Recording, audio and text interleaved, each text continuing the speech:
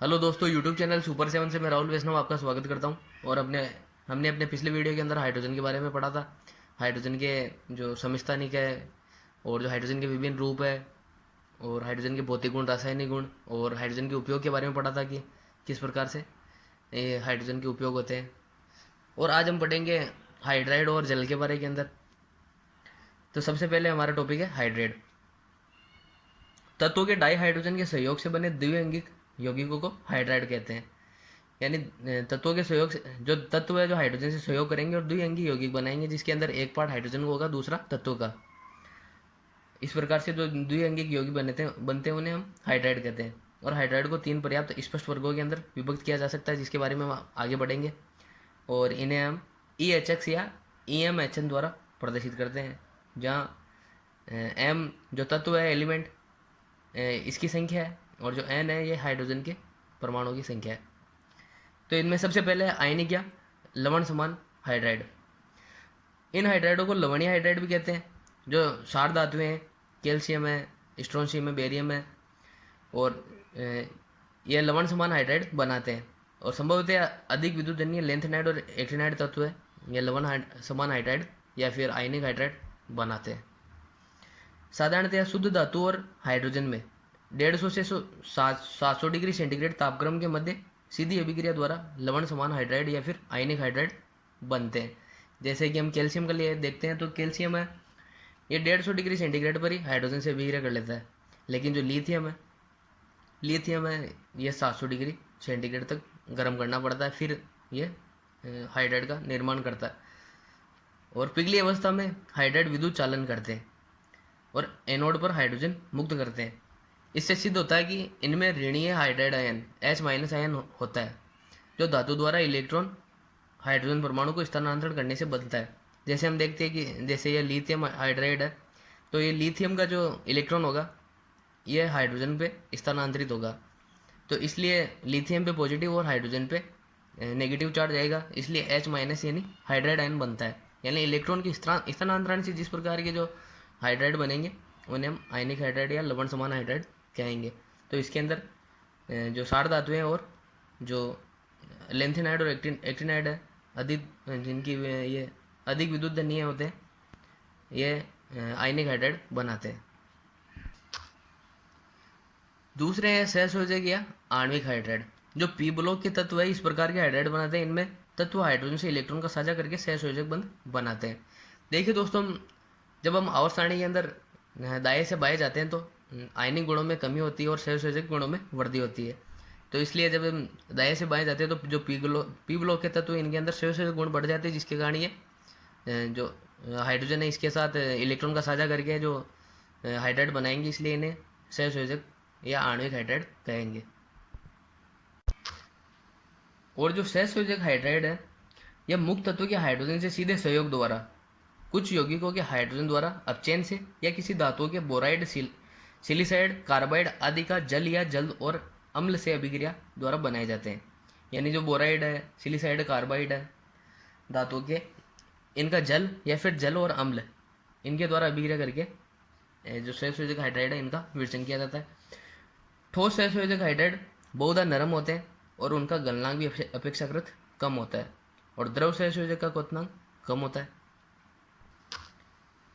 और साधारणतः जो सभी जो सहसंयोजक हाइड्राइड है ये वाष्पशील होते हैं। द्रव अवस्था में सहसंयोजक हाइड्राइड ये कुचालक होते हैं। आवर्तीय परिवार में हल्के तत्वों के हाइड्राइडों की अपेक्षा भारी तत्वों के हाइड्राइड कम स्थायी होते हैं। और अब हम पढ़ेंगे कि किस प्रकार की जो सहसंयोजक हाइड्राइड है इनका वर्गीकरण किया गया है। तो आणविक हाइड्राइड का पुनः वर्गीकरण करके लुईस रचना में अपेक्षित इलेक्ट्रॉन की संख्या व आबंधों की संख्या पर इनका वर्गीकरण किया गया है। तो इनमें सबसे पहले है इलेक्ट्रॉन न्यून हाइड्राइड्स। जब हाइड्राइडों के केंद्रीय तत्वों पर इलेक्ट्रॉन की संख्या अपर्याप्त, अपर्याप्त का मतलब है जो केंद्रीय जो तत्व होगा तो उसके ऊपर जो इलेक्ट्रॉन की संख्या है ये 8 से अगर कम हो, तो ये इलेक्ट्रॉन न्यून हाइड्राइड कहलाते हैं। उदाहरण के लिए डाई बोरॉन B2S6 है। तो इसके अंदर जो केंद्रीय धातु है जो केंद्रीय तत्व है बोरॉन, इसके ऊपर जो इलेक्ट्रॉन्स की संख्या है ये अपर्याप्त यानी 8 से कम होती है, अतः इसे इलेक्ट्रॉन न्यून हाइड्राइड कहते हैं। और आवर्त सारणी के जो 13वें वर्ग के जो सभी तत्व है ये इलेक्ट्रॉन न्यून हाइड्राइड कहलाते हैं। यानी जो 13वां वर्ग का जो भी तत्व है ये सारे इलेक्ट्रॉन न्यून हाइड्राइड बनाएंगे। और इनकी जो ज्यामिति होती है त्रिकोणीय समतलीय होती है। और ये सभी हाइड्राइड लुईस अम्ल की भांति व्यवहार करते हैं। दूसरा जो प्रकार है ये है इलेक्ट्रॉन परिशुद्ध हाइड्राइड। इन हाइड्राइड्स के केंद्रीय जो तत्व होगा उन पर इलेक्ट्रॉन की संख्या पर्याप्त यानी 8 इलेक्ट्रॉन मौजूद होंगे और इन्हें हम इलेक्ट्रॉन परिशुद्ध हाइड्राइड कहते हैं। उदाहरण के लिए CH4 है, SiH4 है आदि इसके उदाहरण है।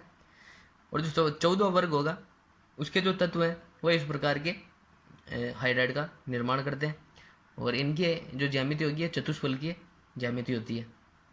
तीसरा प्रकार है इलेक्ट्रॉन समृद्ध हाइड्राइड। इन हाइड्राइड्स के केंद्रीय तत्वों पर इलेक्ट्रॉन की संख्या आधिक्य में होगी यानी कि 8 से ज़्यादा। और एकाकी इलेक्ट्रॉन के युग्म के रूप में जो ये इलेक्ट्रॉन होंगे ये उपस्थित होंगे। जैसे NH3 है, NH3 के अंदर जो 3 जो इलेक्ट्रॉन है नाइट्रोजन के वो तो बंद बना लेंगे, जबकि 2 इलेक्ट्रॉन है जो कि एकाकी इलेक्ट्रॉन युग्म के रूप में बचे रहेंगे। उसी प्रकार H2 है, इसके ऊपर जो 2 एकाकी इलेक्ट्रॉन युग्म बचेंगे। इसी प्रकार HF यानी आवर्त सारणी 15, 16 और 17 के जो वर्ग के जो तत्व है ये इलेक्ट्रॉन समृद्ध हाइड्राइड बनाते हैं। जो 15वां वर्ग हुआ जैसे नाइट्रोजन है, ऑक्सीजन 16वां वर्ग है और जो फ्लोरीन है ये 17वें वर्ग से। और ये लुईस सार की भांति व्यवहार करते हैं और ये जल के साथ H बंध बनाकर विलय हो जाते हैं। तीसरा प्रकार है संयोजक हाइड्राइड का, धात्विक या अंतराकाशी हाइड्राइड। धातु द्वारा हाइड्रोजन का अवशोषण या अभिधारण भली प्रकार ज्ञात करते हैं। इनमें हाइड्रोजन परमाणु या धातु क्रिस्टल के अंतराकोश में स्थान ग्रहण कर लेता है। पैलेडियम अपने आयतन से 1000 गुना अधिक आयतन की हाइड्रोजन को अवशोषित कर लेता है। यानी जो एक आयतन पैलेडियम होगा ये 1000 आयतन हाइड्रोजन से भी ज़्यादा को अपने अंदर अवशोषित करने की क्षमता रखता है। बहुत सी धातुएं मामूली या उच्च ताप पर सीधे ही हाइड्रोजन का अवशोषण कर लेती है। निर्वात में गर्म करने पर इस प्रकार अवशोषित हाइड्रोजन पृथक की जा सकती है, लेकिन हाइड्रोजन गैस की कुछ मात्रा धातु को मजबूती से अपने अंदर फिर भी जोड़े रखती है। तो धातुओं के हाइड्रोजन को इस प्रकार से अपने अंदर ले लेने से जो उत्पाद प्राप्त होता है इसे हम धातु की अंतराकाशी हाइड्राइड कहते हैं। यानी जो धातु होगा वो अपने अंदर हाइड्रोजन को अवशोषित कर लेता है। तो इस प्रकार जो हाइड्राइड बनते हैं इन्हें हम धात्विक या अंतराकाशी हाइड्राइड कहते हैं। और जो संक्रमण तत्व होते हैं जो डी ब्लॉक के तत्व है यदि हाइड्रोजन से अभिक्रिया करते हैं तो ये इस प्रकार के धात्विक हाइड्राइड का निर्माण करते हैं। और धात्विक हाइड्राइड नॉन स्टाइकियोमेट्री होते हैं और इनका जो रासायनिक संगठन है ये परिवर्तनशील होता है। और जो ये जर्कोनियम हाइड्राइड है 1.92 और NBH 0.72 इस प्रकार के उदाहरण है। और इन हाइड्राइडों में प्रबल अपचायक के गुण होते हैं क्योंकि इनमें हाइड्रोजन परमाणु व्यवस्था में होते हैं। यानी कि ये जो जिसके साथ अभिक्रिया करेंगे ये उनका अपचयन कर देते हैं, तो इसलिए हम इन्हें प्रबल अपचायक कहते हैं। हाइड्राइड के बाद हमारा अपना अगला टॉपिक है जल। जल के बारे में हम वैसे भी चिर परिचित है कि किस प्रकार जल हमारे दैनिक जीवन में काम आता है। तो हम इसके भौतिक गुणों के बारे में पढ़ते हैं। सबसे पहले कमरे के ताप पर जल है यह रंगहीन, गंधहीन और स्वादहीन द्रव होता है। तनु परतों में यह रंगहीन दिखाई देता है, लेकिन मोटी परतों जैसे समुद्र है, जो गहरी झीलें होती हैं, इनके अंदर इसका रंग हरा नीला दिखाई देता है। जल उदासीन होता है, ये एक अच्छा विलायक है। यानी जो जल होता है इसका pH मान 7 होता है, इसलिए उदासीन है और ये अच्छा एक विलायक के रूप में भी ये कार्य करता है। हाइड्रोजन बंध के कारण जल का जो क्वथनांक है ये उच्च हो जाता है। यानी जो जल है, जल के अणु एक दूसरे से ये अंतराणु का हाइड्रोजन बंध का निर्माण करते हैं, जिससे कि इसका जो क्वथनांक है ये थोड़ा उच्च हो जाता है। जल का क्वथनांक 373 केल्विन और गलनांक ये 273 केल्विन होता है। और जल के जो अणु होते हैं ध्रुवीय या और संगुणित होते हैं, और जिससे इनका जो परावैद्युतांक है ये उच्च होता है। जल का परावैद्युतांक उच्च यानी इसका मान 80 होता है, अतः ये एक अच्छा विलायक भी है। जल के अंदर जो हाइड्रोजन और जो ऑक्सीजन है इनके अंदर विद्युत ऋणता के अंतर के पाए जाने के कारण ये एक दूसरे अणु है, ये इनमें जो हाइड्रोजन है उस पर आंशिक धनावेश आ जाता है और जो ऑक्सीजन है इस पर आंशिक ऋणावेश आ जाता है, जिसके कारण कि जो जल के अणु है ये ध्रुवीय हो जाते हैं। और जो सामान्यतः जल होता है यह विद्युत तथा उष्मा का अचालक होता है। जो हम जल होता है उसके अंदर अगर हम अम्ल या क्षार की मात्रा हो जाए तो यह विद्युत का चालन करने लग जाता है। जब इसके अंदर H+ और OH माइनस आयन मुक्त हो जाएंगे तो जल है ये विद्युत का चालन करने लगता है। और जो जल का घनत्व है 277 केल्विन ताप पर 4 डिग्री पर अधिकतम यानी 1 होता है। यानी जो जल का जो अधिकतम घनत्व है उसका मान 4 डिग्री सेंटीग्रेड या 277 केल्विन होता है। अब है जल की संरचना। जल की संरचना के बारे में हम पहले भी जो संकरण है उस टॉपिक के अंदर पढ़ चुके हैं कि किस प्रकार की संरचना रखता है। तो जल के केंद्रीय परमाणु ऑक्सीजन की संगणकीय अवस्था sp3 होती है। और इसका अर्थ ऑक्सीजन पर एक S कक्षक और 3 P कक्षक आपस में मिश्रित होकर 4 समान ऊर्जा वाले नए sp3 संकरित कक्षक निर्मित करते हैं। 4 sp3 संकरित कक्षक है। इनमें से 2 sp3 संकरित कक्षकों में से प्रत्येक एक एकाकी इलेक्ट्रॉन युग्म रहते हैं, जबकि 2 sp3 संकरित कक्षक है जो हाइड्रोजन के साथ बंध बना लेते हैं। जिस प्रकार से हम देखते हैं कि ये जो हाइड्रोजन और हाइड्रोजन है एक इलेक्ट्रॉन तो sp3 संकरित कक्षक ये हाइड्रोजन के साथ बंध बना लेते हैं, जबकि जो 2 एकाकी इलेक्ट्रॉन युग्म है ये sp3 संकरित कक्षक के रूप में उपस्थित होते हैं। इस प्रकार इसके अंदर sp3 संकरण पाया जाता है। और यहाँ पर हम देखते हैं तो इसके अंदर जो बंध कोण का मान है ये 104.5 डिग्री होता है और जो बंध लंबाई है 95.7 पिकोमीटर होती है। और इनके विद्युत ऋणता के अंदर अंतर पाए जाने के कारण हाइड्रोजन पर आंशिक धनावेश और जो ऑक्सीजन है इस पर आंशिक ऋणावेश आ जाता है। और H2O के अणु की आकृति V के समान या कोणीय होती है। और हाइड्रोजन की विद्युत ऋणता है ये 2.1 और ऑक्सीजन की विद्युत ऋणता 3.5। यानी ऑक्सीजन की विद्युत ऋणता हाइड्रोजन की तुलना में बहुत उच्च होती है। अतः OH से बंधित इलेक्ट्रॉन ऑक्सीजन की ओर अधिक विस्थापित हो जाते हैं, जिसके फलस्वरूप ऑक्सीजन पर ऋणावेश और हाइड्रोजन पर आंशिक धनावेश हो जाता है। इस प्रकार जो जल का अणु है आंशिक ध्रुवीय हो जाता है।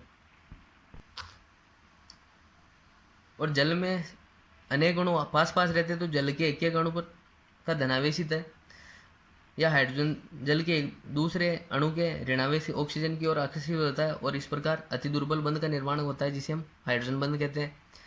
जब 2 अणुओं के अंदर हाइड्रोजन बंध का निर्माण होता है तो इसे हम अंतराणु हाइड्रोजन बंध कहते हैं। अतः जो जल है जल के अंदर अंतराणु हाइड्रोजन बंध पाया जाता है, क्योंकि जो अणु बहुत पास पास होने के कारण इनके अंदर जो ऑक्सीजन है इस पर आंशिक ऋणावेश और जो हाइड्रोजन इस पर आंशिक धनावेश रहता है, उनके मध्य एक दुर्बल बंध का निर्माण होता है जो हाइड्रोजन बंध कहलाता है। और जल में हाइड्रोजन बंध की उपस्थिति के कारण जल में आणविक संगुणन पाया जाता है और जल में H2O प्रकार के जो अणु हैं झुंड या गुच्छे के रूप में उपस्थित होते हैं जो आपस में बनते और बिगड़ते रहते हैं और इन्हें जल अणुपुंज कहते हैं। अब है जो H2O इसकी ठोस अवस्था यानी बर्फ के बारे में। बर्फ की संरचना किस प्रकार से होती है? बर्फ है, बर्फ में जल के अणु अति व्यवस्थित त्रिविम हाइड्रोजन बंधों द्वारा बंधित रहते हैं। जो इनके अंदर जो ऑक्सीजन होगा जो ये चतुष्फल के रूप से घिरा रहता है, जिसके अंदर 2 तो हाइड्रोजन के बंध इससे बंध बना रखे होते हैं, जबकि जो दूसरे अणु हैं इनके जो हाइड्रोजन है इससे आंशिक रूप से जुड़े रहते हैं। एक्स किरणों द्वारा परीक्षण से मालूम हुआ कि बर्फ क्रिस्टल में ऑक्सीजन परमाणु 4 अन्य हाइड्रोजन परमाणु से 276 पिकोमीटर दूरी पर चतुष्फल के रूप में घेरा रहता है। यानी जो ऑक्सीजन होगा ये 4 चतुष्फल के रूप में 4 हाइड्रोजन से घिरा रहेगा।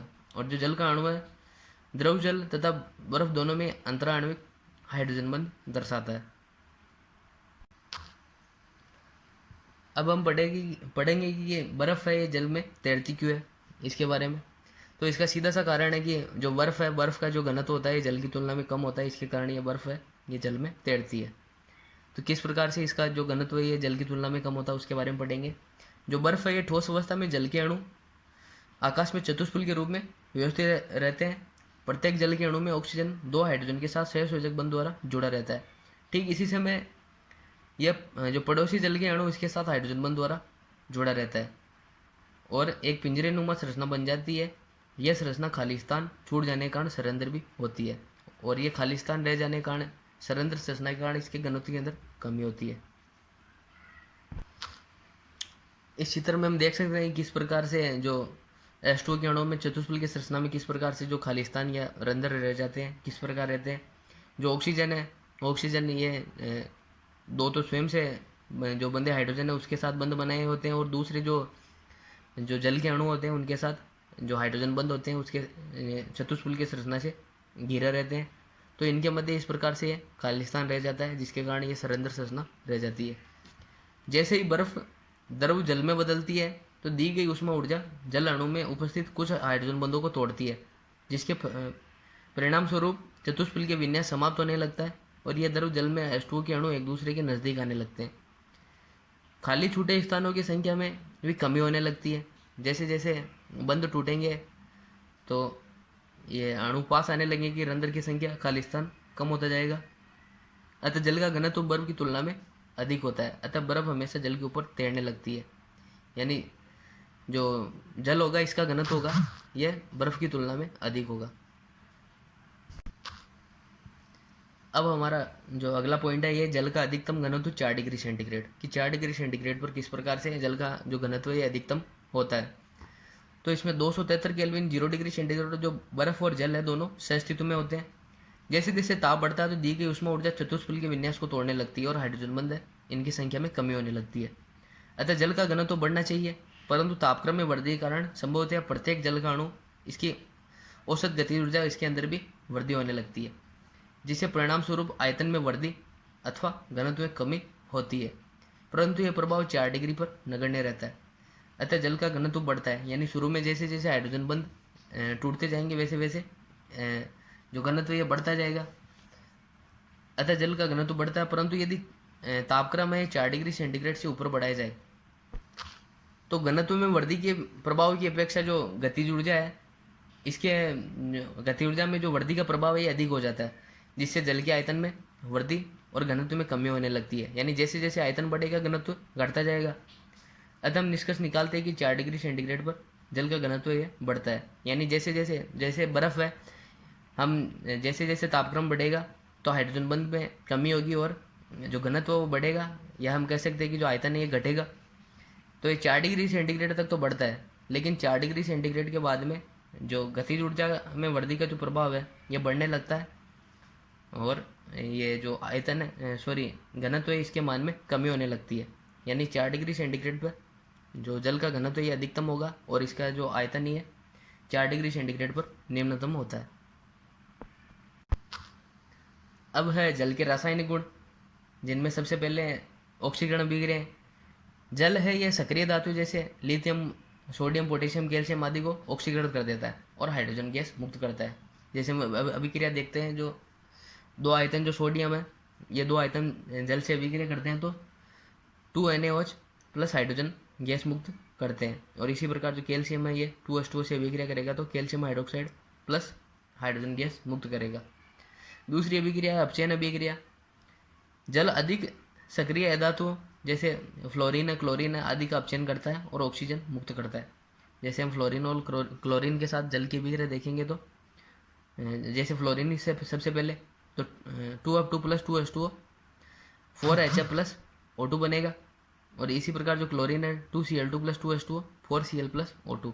यानी इनका फ्लोरीन और क्लोरीन का ये जल है ये अपचयन करता है और ऑक्सीजन गैस मुक्त कर देता है। तीसरी है जल द्वारा लवणों का विच्छेदन। जैसे जल है यह हेलाइड है, हाइड्राइड है, नाइट्राइड, फॉस्फाइड, कार्बाइड आदि को जो है इनको विच्छेदित कर देता है। जैसे क्लोराइड के अंदर जो हम SiCl4 है इसकी जल से अभिक्रिया देखते हैं तो SiO2 प्लस 4HCl, यानी ये जो क्लोराइड है इसका विच्छेदन करता है। उसी प्रकार जो कैल्शियम हाइड्राइड है CaH2 उसकी जल से अभिक्रिया करते हैं तो कैल्शियम हाइड्रोक्साइड 4 और हाइड्रोजन मुक्त होती है। उसी प्रकार से नाइट्राइड और जो फास्फाइड है, कार्बाइड है, इनका जो ये जल है ये विच्छेदन करता है। चौथी इसका जो रासायनिक गुण है उसके अंदर हम पढ़ेंगे जल अपघटन। यदि लवण को जल में घोलने पर जलीय, विलयन या अम्लीय अथवा क्षारीय प्रकृति का हो जाता है तो इस घटना को हम जल अपघटन कहते हैं। यदि लवण का धनायन प्रबल क्षार है तो विलयन क्षारीय प्रकृति का होगा, जैसे सोडियम कार्बोनेट है, इसका जलीय विलयन में OH माइनस आयन मुक्त होता है, अतः विलयन क्षारीय प्रकृति का होता है। जैसे हम अभिक्रिया देखते हैं Na2CO3, इसे हम जल में विलित करते हैं तो H2CO3 और 2Na प्लस और 2OH माइनस आयन मुक्त होते हैं। अतः जहाँ पर OH माइनस आयन मुक्त होंगे वहाँ पर यह क्षारीय प्रकृति का होगा। और जब हम CuSO4 के विलयन में H प्लस आयन मुक्त होता है, इसलिए यह विलयन अम्लीय प्रकृति का होता है। तो CuSO4 इसे हम जल में विलित करेंगे तो CuOH का 2H plus 2H plus plus SO4 2 minus, यानी जो H प्लस आयन मुक्त होंगे तो विलयन है ये अम्लीय प्रकृति का होगा। यानी जल अपघटन के अंदर हमें लवण को जल में घोलना है। अगर OH माइनस आयन प्रदान करे तो क्षारीय प्रकृति का विलयन होगा, और अगर H प्लस आयन मुक्त करे तो विलयन अम्लीय प्रकृति का होगा। अब है अम्ल क्षार अभिक्रिया। जल है यह स्थायी यौगिक है, यह बहुत अल्प मात्रा में लगभग 0.02% ही आयनित होता है, यानी H2H2 H3O plus plus OH minus. उपरोक्त अनुसार यह अम्ल तथा क्षार दोनों प्रकार से कार्य करता है, और यह उभय प्रोटिक अर्थात यह प्रोटॉन H प्लस दे सकता है एवं ग्रहण भी कर सकता है। जब H प्लस ग्रहण करता है तो H3O प्लस, और जब H प्लस का त्याग करता है तो OH माइनस प्राप्त होता है। तीव्र क्षार से क्रिया करते समय यह अम्ल जैसा व्यवहार करता है, यानी एक प्रकार से हम देखें तो उदासीनीकरण अभिक्रिया प्रदान करता है। जब यह क्षार से अभिक्रिया करेगा प्रबल क्षार से तो यह अम्ल जैसा व्यवहार करेगा, यानी H2O प्लस NH3 ये तीव्र क्षार है, इस पर अभिक्रिया कराते तो NH4 plus plus OH minus मुक्त करता है। और जब प्रबल अम्ल से क्रिया करते हैं तो यह क्षार जैसा व्यवहार करेगा, यानी प्रबल अम्ल जैसे हम HCl, इस पर हम H2O की अभिक्रिया कराते हैं तो H3O plus plus Cl minus. यहाँ पर यह जब अम्ल से अभिक्रिया करेगा तो क्षार जैसा व्यवहार करेगा, और जब क्षार से अभिक्रिया करेगा तो अम्ल जैसा व्यवहार करेगा। फिर है क्रिस्टलीय जल। यदि जल के अणु निश्चित अनुपात में किसी क्रिस्टलीय पदार्थ के साथ रासायनिक प्रक्रम द्वारा जुड़ते हैं तो जल का एक रूप क्रिस्टलीय जल कहलाता है। यानी जल के अणु निश्चित अनुपात में अगर किसी क्रिस्टलीय पदार्थ के साथ जुड़ते हैं तो इसका ये रासायनिक प्रक्रम ये क्रिस्टलन जल कहलाएगा। जैसे उदाहरण के लिए CuSO4.5H2O, यहाँ पर ये 5H2O इसके अंदर क्रिस्टलन के रूप में जुड़ जाते हैं। उसी प्रकार FeSO4.7H2O, BaCl2.2H2O, इसी प्रकार ये क्रिस्टलन जल कहलाते हैं। आज की वीडियो में दोस्तों इतना ही, और हम अपने अगले वीडियो के अंदर भारी जल और हाइड्रोजन पेरोक्साइड है इनके बारे में पढ़ेंगे। धन्यवाद।